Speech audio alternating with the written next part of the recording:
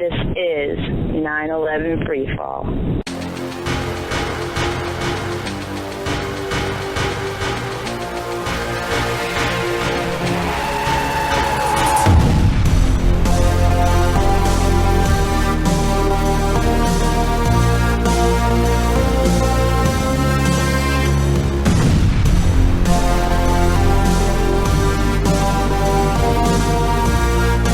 Good evening, ladies and gentlemen. Welcome to another episode of 9/11 Freefall. I'm your host, Andy Steele, and tonight, Josef Hanji is back. He's going to be talking about the latest in 9/11 truth news out of his home country, Denmark, including the Niels Harrit court case. He goes into great detail about what happened in court there, fills in any gaps that I left out in my very brief reporting on it. So he'll be going into that in great detail tonight. He's also going to be talking about Richard Gage's appearance there on Richard's European tour, which is still ongoing. So a very interesting guy Josef is, and pretty much he does most of the talking tonight. He could host his own show. I think maybe he has, I'm not sure. But he's a very cool guy and has a lot to say. So I'll be playing that for you in a few minutes. In case you're not aware, there is coverage of Richard's various stops on this European tour available in different places on the internet. Not too long before I started recording tonight, I watched an interview that he did with We Are Change Rotterdam. We Are Change group out there in Holland. But the reason I'm bringing this up, other than the fact that it was a really good interview, the interviewer did a great job with it, is that we have this quote, and it's actually the title of the video that We Are Change Rotterdam used. It's what Richard says during this. He says, "We are pushing a very big rock up a very big hill." All right? And that's true. And, I think this is so important to stress and kind of bring us back to the understanding of, because I get questions about this. It's been like 13, 14 years after the event took place. Why haven't we had a new investigation yet? Why isn't the fact that Building 7 and the Twin Towers were brought down in a controlled demolition on 9/11, why isn't this on the front page of the New York Times? Why are we failing as a movement?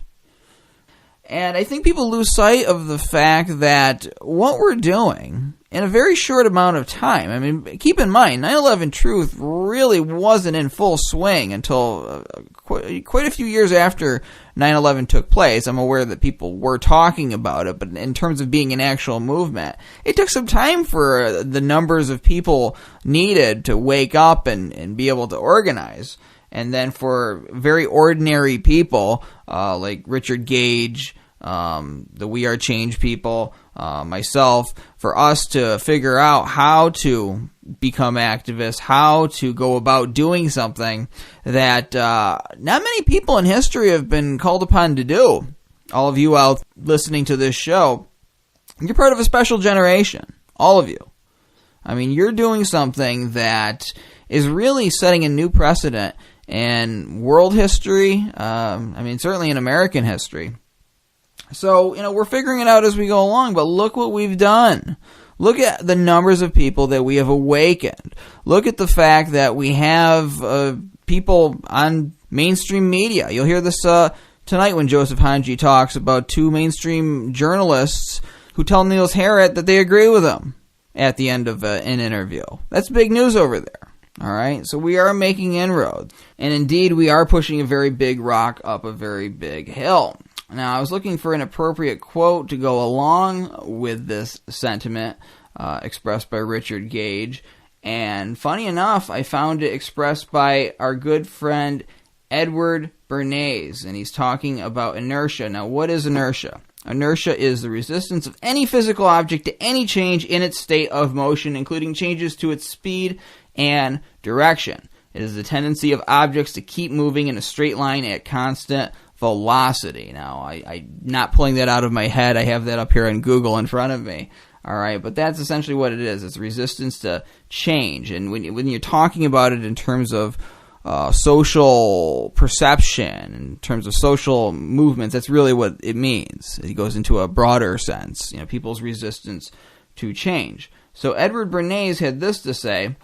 He said, "The great enemy of any attempt to change men's habits is inertia. Civilization is limited by inertia." And this is because people get set in their ways. People don't want the boat rocked. Things change as you get older. You become more secure by seeing the world more secure. You don't want some big person to jump on the waterbed and send your little toy castle flying off the bed, potentially. Okay? So, people are afraid. People don't like any kind of major developments, any major kind of change. It doesn't mean that it doesn't need to happen. In many cases, change is necessary for society to progress. Certainly in this case, I mean, we can't progress as a society until we get this monkey off of our back. But this is what we're up against. This is the big rock that Richard Gage is talking about in that interview. And I think we've done a tremendous job of pushing up that hill. We got a lot more room, or a lot more ways to go. But we've gone halfway up it, I believe that. And more people are waking up, and as we get further and further up that hill, the easier this rock is going to be to push, because more people are joining us, more people are adding that needed force to get it up over that hill, and to get us where we need to be, acknowledging what we saw on September 11th over a decade ago.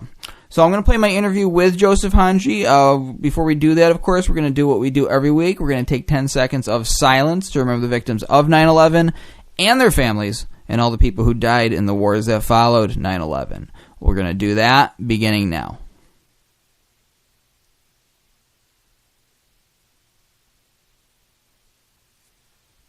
And that is 10 seconds.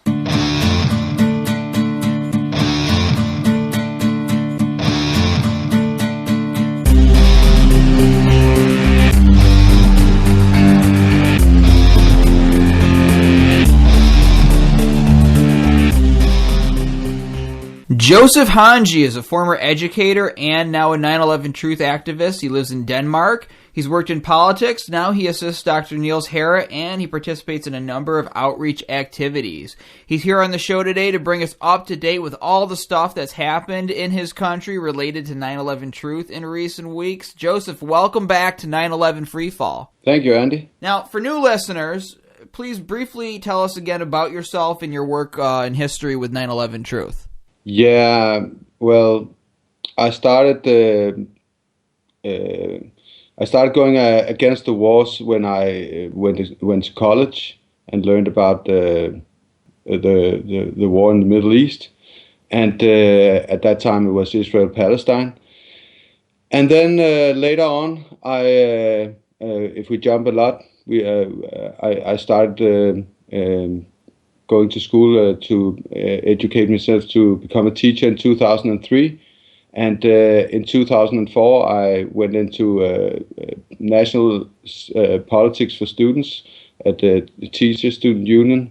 I was a board member there, and there was 25 people on the board, and I was the chairman of my school. So I was there, and that actually made my education a little bit longer. So it took me 7 years to finish my education. I became a teacher in 2011, and before that I had been teacher, student substitute, and I worked since 1998 with the children. So I'd worked with children for 15 years.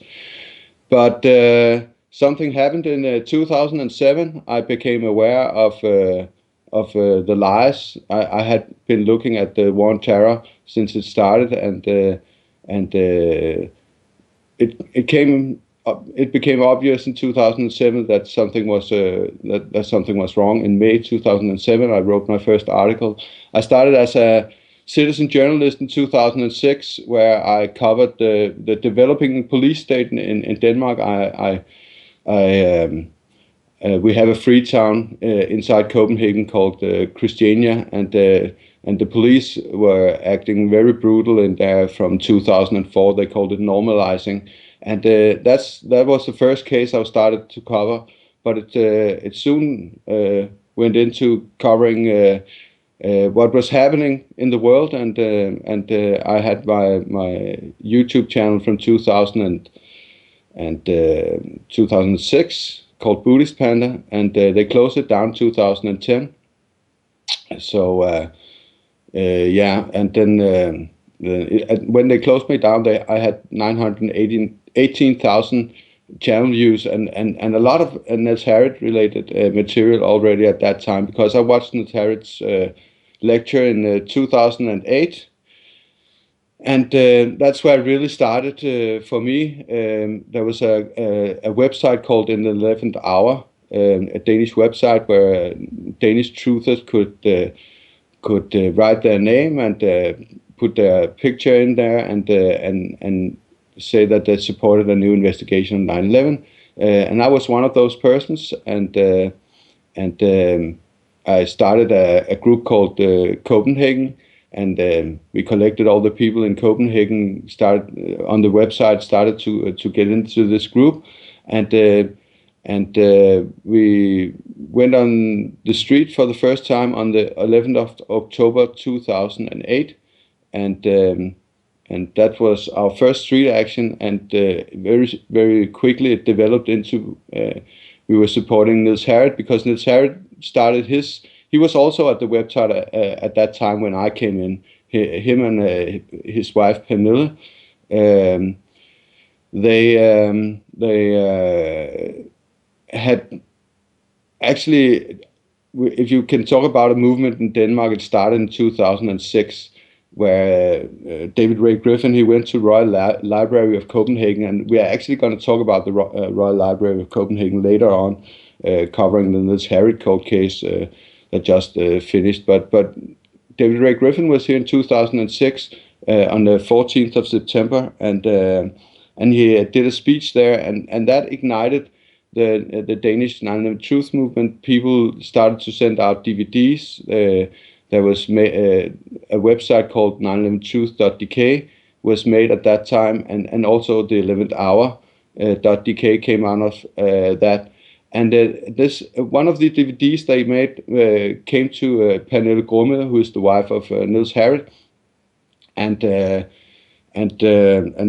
this DVD had the title called Under the Surface, and it had a iceberg outside on the cover. So they thought it was about global warming, and they didn't watch it for a couple of months. But then in the late 2006, they watched this DVD, and on this DVD was a presentation from Brigham Young University with Stephen E. Jones talking about Building 7. And Niels has an extraordinary mind. You have to understand that this is a man who have spent all of his life trying to understand his surrounding and his physical environment, and this is what he has then used later on to make money, because he became a chemist and a teacher at the University of Copenhagen. So he's taught there for 40 years, but he couldn't understand how he usually understand and understand a lot of things, and you know this when you spend time with him. You can see how extraordinary his mind is thinking, and he couldn't understand this building falling down. So he went home. It took him maybe 14 days, 3 weeks or something like that. Then he came back to Pernille and said something is seriously wrong. We've been lied to. This building can have been fallen down due to fire. And Stephen E. Jones is right. So yeah, that started it all, and Niels started giving lectures in March 2007. So when we became active in October 2008, it was a natural thing that, and Niels was on the web page. It was a natural thing that we started to unite. So yeah, we've been doing this since for 8 years now. Niels has been doing this, and I've been on it for 7 years. So it's been a long time, and just supporting each other. Of course, there's a lot of other people. What we did was we made a Copenhagen group, and we were 7 people in there, and a lot of people have been in over the group and helping, passing out flyers. So what we have done is we have had about 50 street actions, and of course passed out around more than 10,000 DVDs. A lot of exhibits we out actually, and then we make flyers. We have made a flyer also inviting people to the Niels Harrit lecture. So normally we have a street action before Niels Harrit has a lecture in Copenhagen, and this is more than 100,000 flyers, and it has a picture of Building 7 on the cover and on the front. So just making people aware that something is wrong, and it is helping. Denmark is a population of 6.5 million people, and let's say we have maybe reached more than 100,000 people. Maybe and not all people are, of course, going home thinking about what was I just given in my hand, but just a personal relation, and what Niels can do is he can in 2.5 hours he can break down the official story with physics, going back to the laws of Newton, which is the foundation of natural science, and that's why he used natural science as a foundation to break down these things. Of course, Newton talked about gravity, he talked about free fall. He had these 3 laws of physics, and I believe it was around 1664 or something like that. His book came out. So for many hundred years, this has been the foundation of natural science. And how do you investigate things? How do you look at stuff? And what is the scientific method? And this is what Niels uses. And it's extraordinary. So of course we have been helping him, this 9/11 Truth Copenhagen group. And what happened was that in the 11th hour closed down in 2014, and the 9/11 Truth Copenhagen group, they what do you call it? They renewed the 9/11truth.dk page that was made when David Ray Griffin came here, because it had not been active for many years. So we have renewed that, and so we took both names, and we are still trying to get the truth out, and some of that happened over the last 6 months, so maybe I should talk about that at some time. Well, sure. Actually, we're going to get into that. It sounds like no matter how many of these websites gets closed, you guys are not going anywhere. You guys have a very well-organized movement over there in Denmark, it sounds like, from what you're saying. So here we go. We have the court case. Now, Niels Harrit talked about it in the future tense when he was on this show, because it hadn't happened yet, this part of it.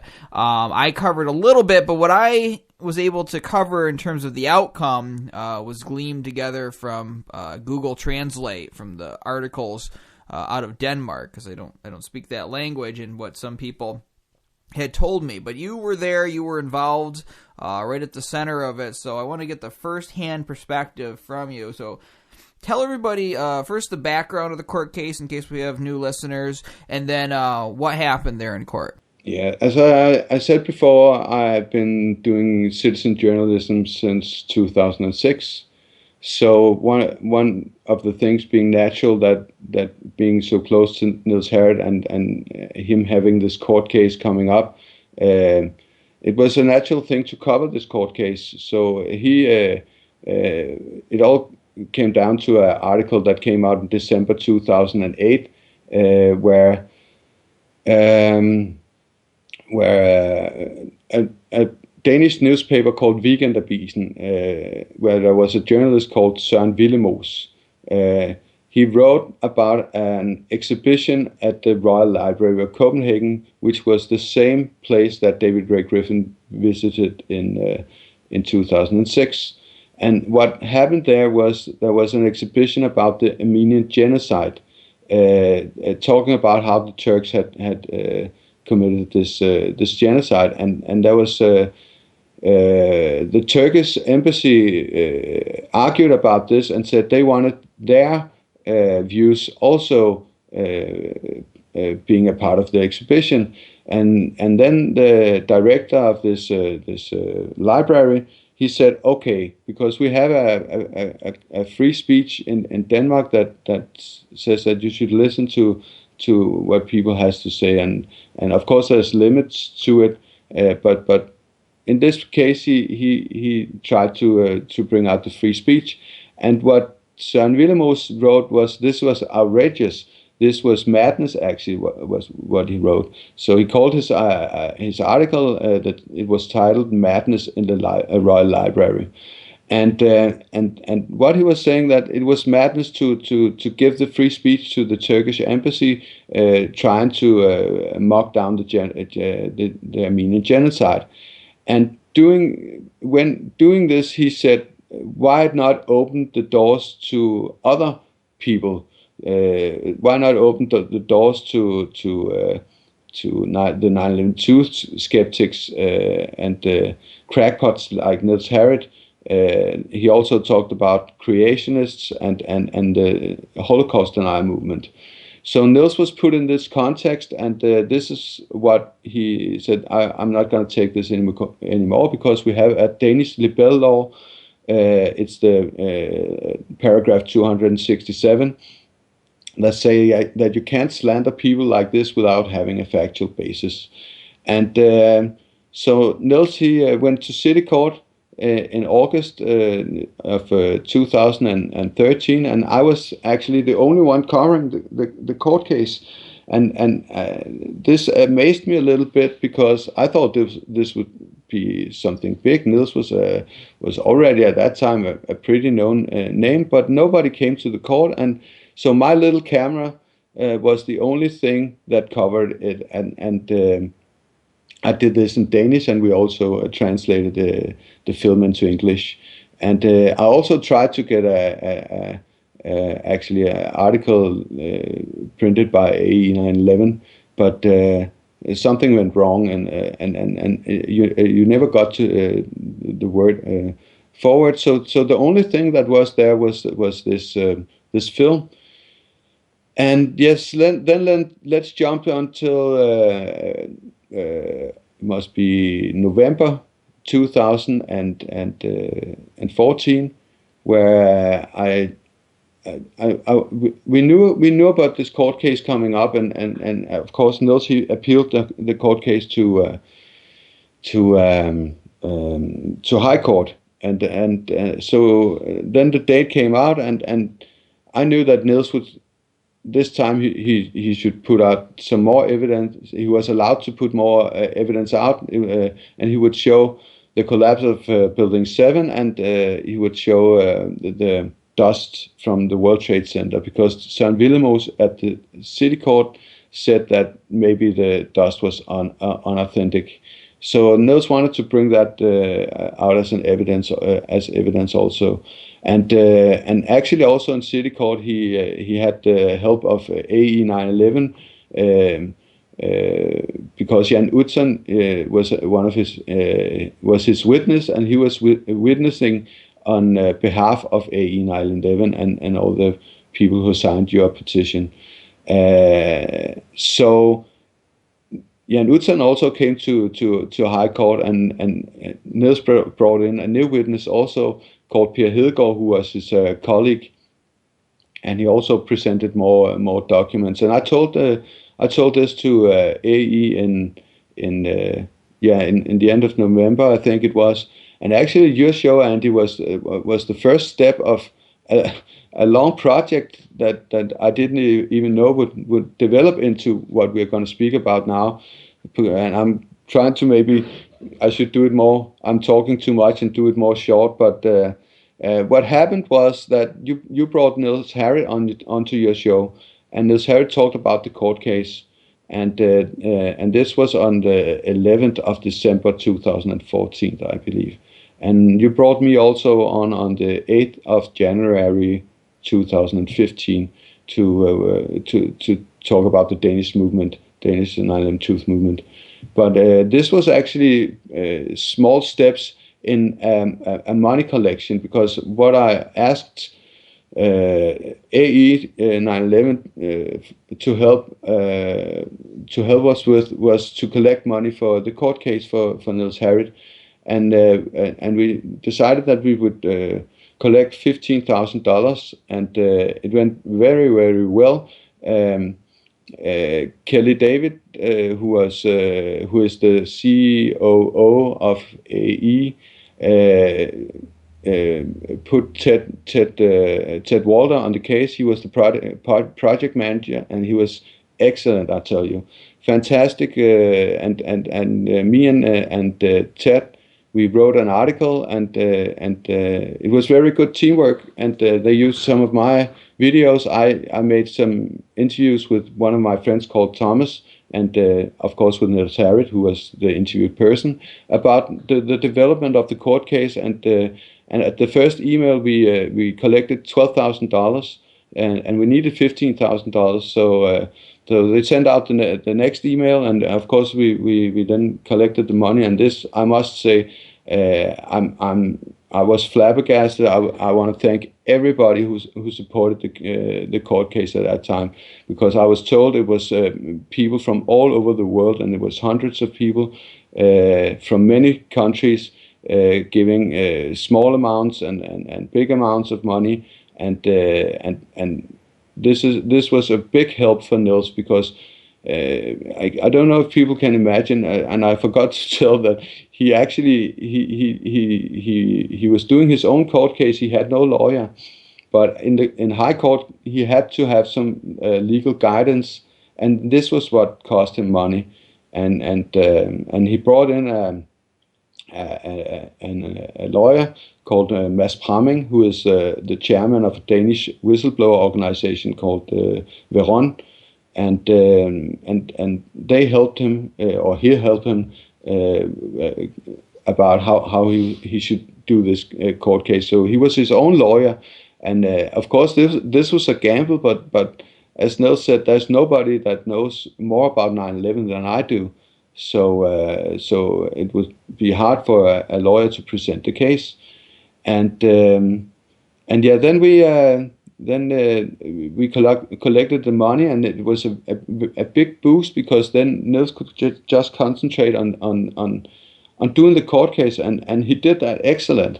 Because what happened was we went into court, and I wrote an article also that's on AE that you can read about it in more detail, but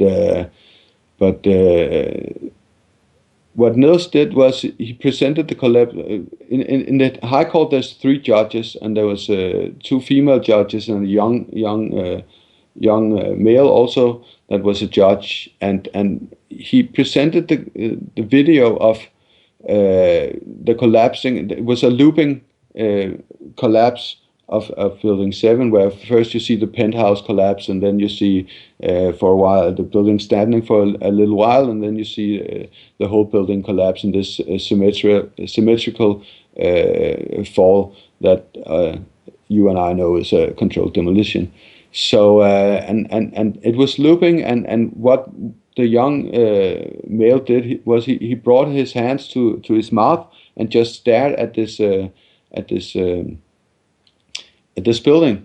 And you and I and people who are used to showing this evidence to people for the first time, we know this stare, we know this look in people's eyes, and this is what I could recognize in this young man's face. The other 2 judges were more, I wouldn't say stone-faced, but they were more hard to make out what they were actually thinking. But this was very good, and Niels, he also he took time to talk about the AE 9/11 petition.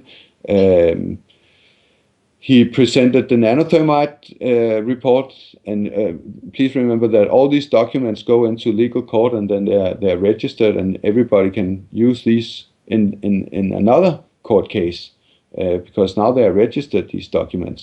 So the nanothermite report came in. He registered parts of the NIST report, particularly the footnote number 13 on page 82 of the resume, I think it is, and it says that there's no collapse sequence. They refer to a collapse sequence but they are actually stopping the what do you say? They stop the collapse, referring about the collapse when it starts, because they say it's inevitable that the buildings are going to collapse, and so they can just call it the probable collapse sequence. And this probable collapse sequence is what Niels calls the most important footnote since World War II, because it shows us that there is no explanation on how the towers collapsed. And I watched Søren Willemoes in court when Niels said that, and to me it looked like this was when Søren Willemoes realized that Niels had something here. He did not know. This is, of course, my interpretation, but he did not know that there were no explanation of the towers falling down. Maybe amazement would be a strong word to use, but he was surprised. Let's say that. So what happened also was then Jan Utzon, he came on to the witness stand, and he just substantiated what he said in city court. So he was there like 5 minutes, but he did say that he had no doubt that World Trade Center was a controlled World Trade Center 7 was a controlled demolition, and he also said that no steel-framed high-riser had ever collapsed due to fire. But then he also substantiated his last statement. So he went out, and then this new witness came in, who was Professor Per Hedegaard, who was a professor in physics at the Niels Bohr Institute at the University of Copenhagen, and he's a colleague of Niels Harrit. And the reason why he came on was because he, in an article, had said that the theories of Niels Harrit was nuts, and please also remember that when Jan Utzon entered the room, you saw Building 7 collapse, and this also happened when Per Hedegaard came in. So we saw Building 7 collapse in a loop 3 times on the wall of the High Court, because Niels had brought his laser projector. He asked Per Hedegaard, please, can you see this building is falling in free fall? And Per Hedegaard said no, he was not assured for us falling in free fall. He actually said that it was too complicated to say that the building could have fallen even faster than free fall. This is a professor in physics saying this, and then Niels said, "What does it happen? What does it mean when a building falls with a 9.8 per square meters, or what it is? I can't remember this. I'm not a physics teacher. So, but Per Hedegaard said, I don't know, and Niels said this means that the object is in a free fall acceleration, and it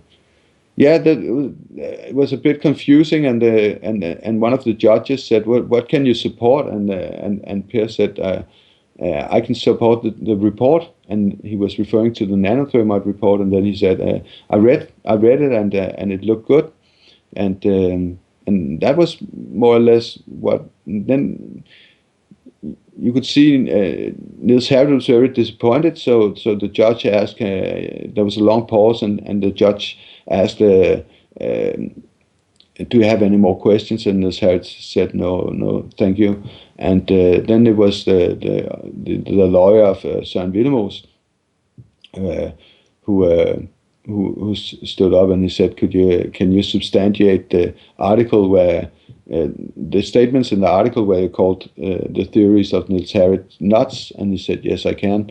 So and this was also the medias have made this into a court case about, is Niels Harrit a crackpot? Can you call Niels Harrit a crackpot? But it's really not about the crackpot issue for Niels Harrit. It's about him being a scientist, an honest scientist, being called a Holocaust denier and a creationist, and to him it's a problem, because to him there's no doubt that Darwin is right and the evolution is right, and he has no doubts about the Holocaust, and this is why he feels so strongly about it, and it's not really about the crackpot issue, but the media and everybody has made it into to this, because what happened after the city court case was, of course, they didn't cover the court case, but then the verdict came a month later, and then they slandered him. They slandered him a lot, and I was thinking, well, how can we diffuse this slandering press that did this in city court? So this was also why I helped, and believe me, AE helped me and Niels Harrit and the Danish truth movement and the global truth movement and all by doing this. This is why we did this, also to diffuse the Danish press and being an alternative press that could bring out the word. And I was amazed what happened, because people have put in money to support the legal counsel. I think they also wanted to follow this case to the door and see what happened. So yeah, I made an interview after the city court case. Also after the high court case, and this was within 2 weeks, not even 2 weeks. It was seen by 80,000 people, and I think this was maybe within 10 days or something, because then my article came out, and yeah, it was amazing to see how I think hundreds of thousands of people were informed about this court case, and how this worked so good together. This team that Ted Walter and of course Kelly David overseeing this thing, and I want to mention also Jeff Long, who did some very good pictures, and I want to mention you also, Andy, for doing these shows, because this is also big steps or small steps, or what you would call them, in building up these projects. And what happened was we were I did this interview, and it came out, and then the article I did for AE came out 10 days later, and yeah, I believe hundreds of thousands of people have been informed because we did this constructive work, because Danish is my first language, not English. English is my secondary language, and then German my third. And believe me, my German is not that good. So, well, you're doing a great job with English right now. Thank you. Now, my understanding from what I've read through Google Translate of Danish articles on this is that the outcome of this didn't really have anything to do with the 9/11 evidence. It had to do with freedom of speech issues in Denmark, and whether or not a reporter is allowed to say something completely wrong, if it's his prerogative or not. Am I accurate in saying that? Correct me if I'm wrong. Yeah, it's true that what they did was, instead of putting out the verdict on the 9th of April, they moved the verdict forward 13 days, so it came out on the 27th of March, and 2015, of course. And what they did was they substantiated city court, and they did not look at all the evidence that you have to remember that all the other cases, the Bell cases, libel cases, they are built on a factual basis that you should, if you slander somebody, you should at least show that this is true what you bring out.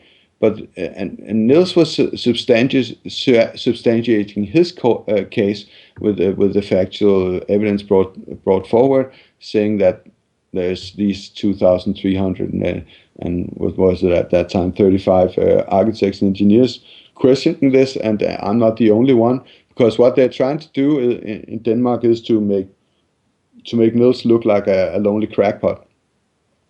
They didn't look at the evidence, and then there is these two laws. There's the Danish law, paragraph 267, and there's a European human rights code, article 10, part 1 and 2. And these laws were brought into to free, not free, what do you say, to say that you could not judge Søren Willemoes for what he was saying. That there was not, he did not do any violation to any laws. And they used this European law to undermine the Danish law. So what Niels also said is that then the Danish law, paragraph 267, is obsolete, that there's no reason to have it, because if you can just use the European human rights code, then to overrule the Danish law, then why have the Danish law? And this was a pretty big strike to the Danish free speech, because Niels did have a good case, and you and I know this, and people listening to this show might know this, and that this is true what he's saying. But they by taking this out of the verdict and only looking at the article, and that's what they did. They only looked at the Søren Willemoes article. Was there any slandering in this article? And this was, of course, the Madness in the Royal Library article. So, and they said no, there was not. It's okay to call Niels Harrit, because it was only what Søren Willemoes means and what he's feeling. But the problem is that the Danish press, that's the problem with the free speech, that you and I can have a meaning, and you and I can say stuff, but as soon as you become, or maybe you can't because you are a journalist having this TV show, but as soon as you become a journalist and you are talking to a crowd, then you have to substantiate what you think. And this is where the factual basis come in, and they couldn't put out any factual basis that Niels was a crackpot, but they said it was okay because Søren Willemoes just thought he was a crackpot. And this means that I could go out also, I'm not going to do that, but go out and say, oh, these 3 high court judges are crackpots, and put it in a title in my articles, and I could go out slandering people and say stuff like that, and this is what Niels Harrit means about this will destroy the debate. We need the debate in order to preserve the democracy. We need to have a debate, and the democracy is under attack right now because of the war on terror. They are trying to cut down our free speech, and they are destroying science with all this Bush science, and destroying my way of living by being a historian and a social science teacher. I can't speak about these things because I know the truth, and when I talk about the truth, then I'm also called a crackpot. So that's the problem. They are destroying our society with these lies, but you can talk about he had a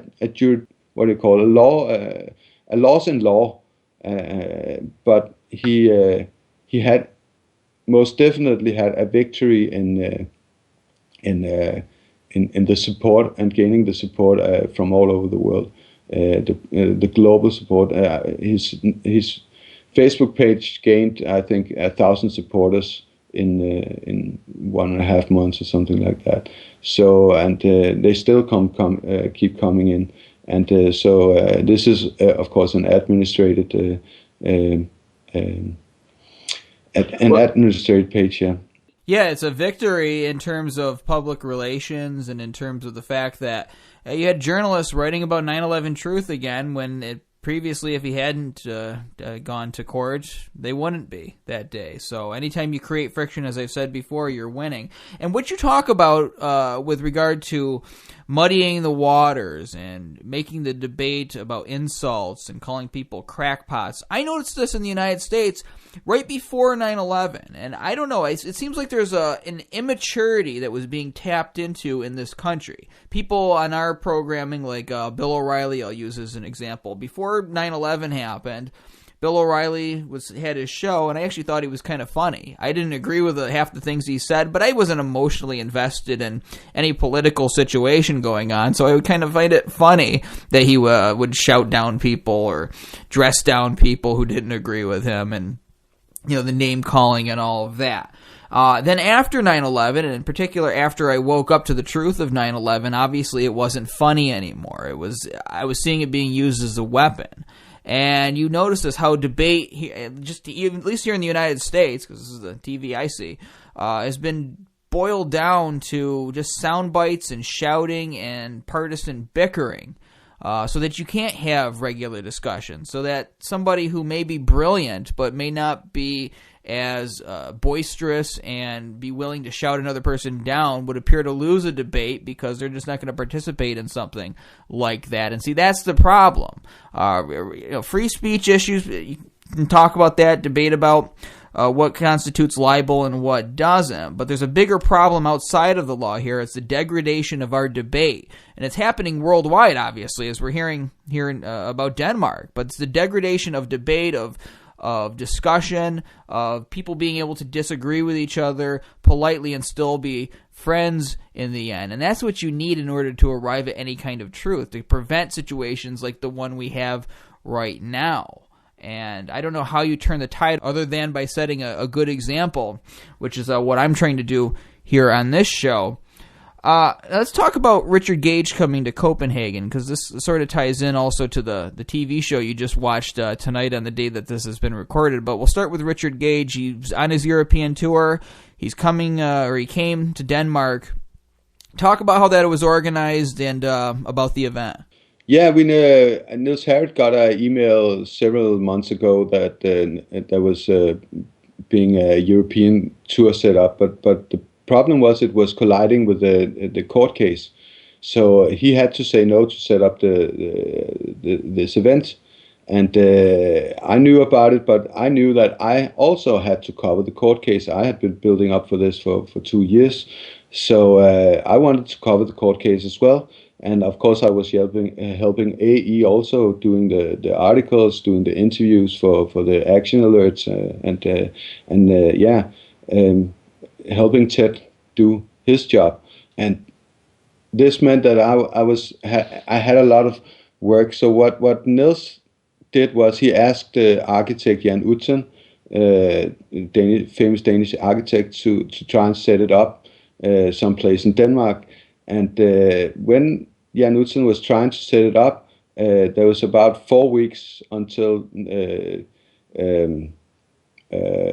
Richard Gage would start up his tour. So he sent me an email.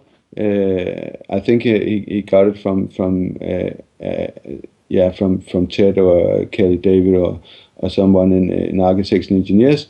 And then he wrote to me and said, "Can you help me set this up?" And I was exhausted. I'm telling you, we had just finished 2 big projects, and I had actually said to AE like a week or 2 before that I did not think I could be managing 2 big projects at the same time. But also I knew that if I didn't set it up, then Niels told me, if you're not setting it up, nobody can set it up. So I said, okay, maybe I had some terms, and one of the terms, I was sitting with my good friend Thomas, and we were looking at an ordinary library and could put it up in an ordinary library. But I said, I don't want to put it up on an ordinary library. If we're going to bring Richard Gage to Copenhagen, we're going to give him a good platform to speak from. And this is where a friend in need came in, a guy called Jan van Aken from Holland. he stepped in and said, "Hey, I can help you." He said, "Call me." So I called him in Holland, and he said, "I can give you €100 right now." I said, "I don't need money. I need a place where I can set up this lecture." And Jan, he said, "Well, what about a hotel?" Yeah, right. That could be cool. And what he did was he found the Radisson Blue Royal Hotel in Copenhagen, which is a 5-star hotel, and he rented a room for 220 people in there. And of course, this was a big rent, but this was where we wanted to put him up. Like when we had David Ray Griffin, we had him. I didn't put that up. That was for other people who put him up in the Royal Library. But we wanted to give Richard Gage the same kind of platform. So when Jan Arden came in, that was and said, "I found a room," and then I had one of my friends, a truther friends. I said, "Can you do the entrance? Can you sell the tickets?" And he said yes. Then I couldn't say no because I had no arguments then. So yeah, then we started it up. At that time, the poster wasn't even ready from AE 9/11, so we did our own poster. We had a guy called Thomas who did this fantastic poster. He had done a lot of posters, and he also did the Bilderberg 2014 poster.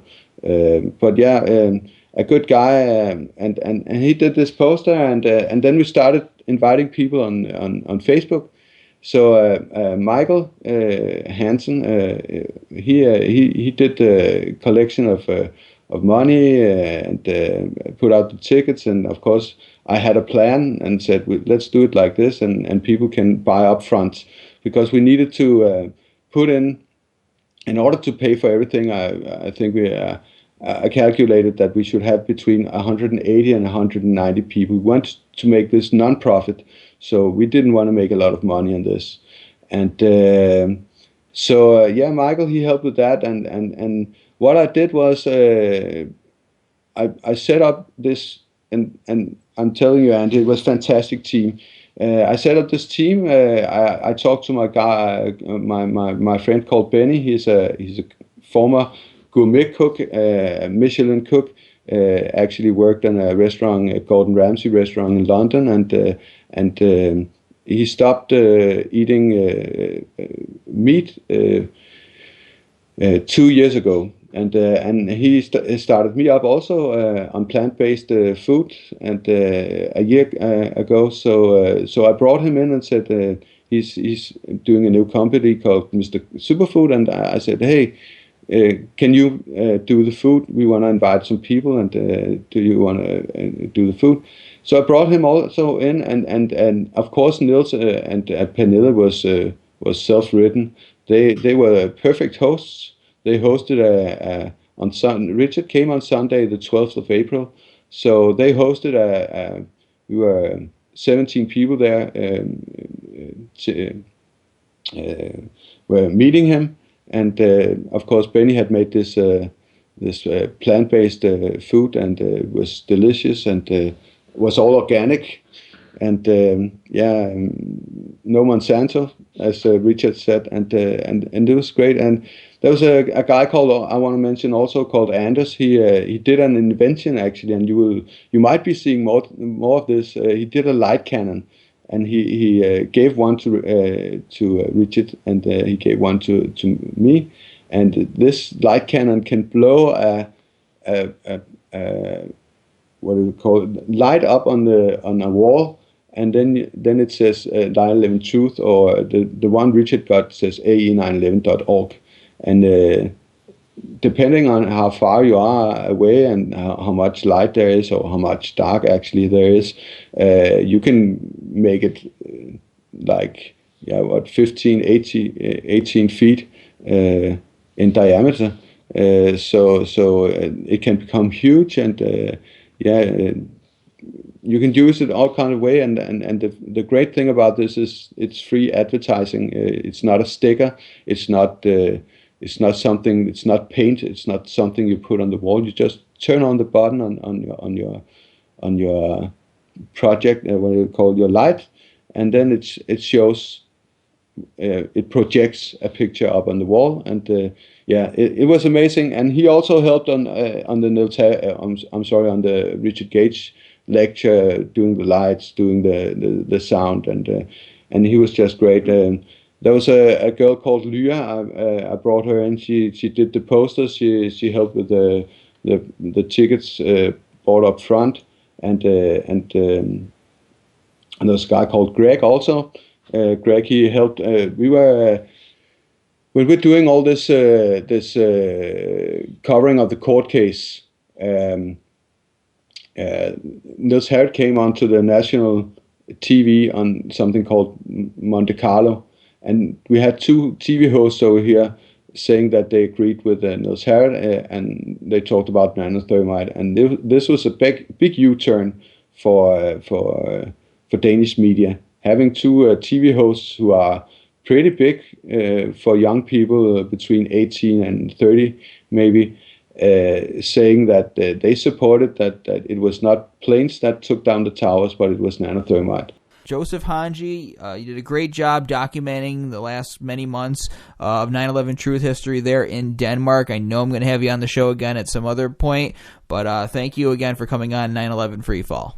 Thank you, Andy, and I want to thank you also, and AE also, for all the things they're doing, also setting up this European tour for Richard, and especially thanking Ted and Kelly and Jeff and you for all the great work you're doing at AE.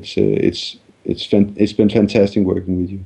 So, thank you for all you do over there. This program's on every Thursday night on No Lies Radio at 10 o'clock Eastern, 7 o'clock Pacific. You can also download MP3s of this show from the Internet Archive by going to 911freefall.com. This is Andy Steele saying have a great week and good luck.